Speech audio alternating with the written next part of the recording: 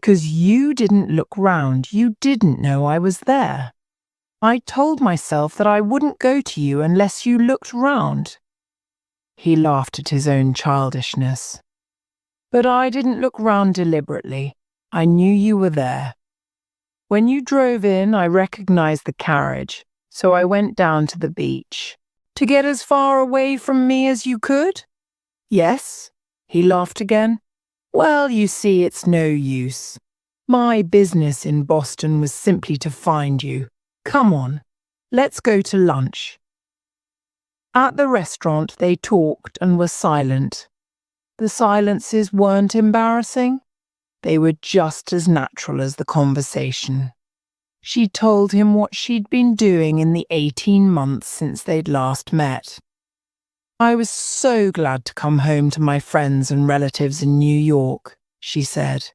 "But after a while, I realized that was too different to feel at home there, so I moved to Washington.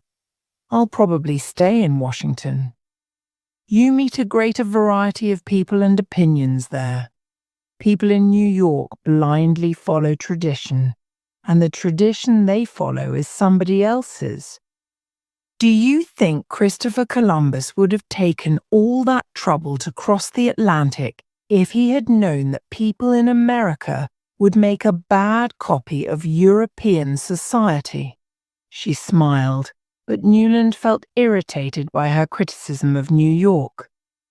"Do you say that kind of thing to Beaufort?" he asked. "I haven't seen him for a long time, but I used to, and he understood me."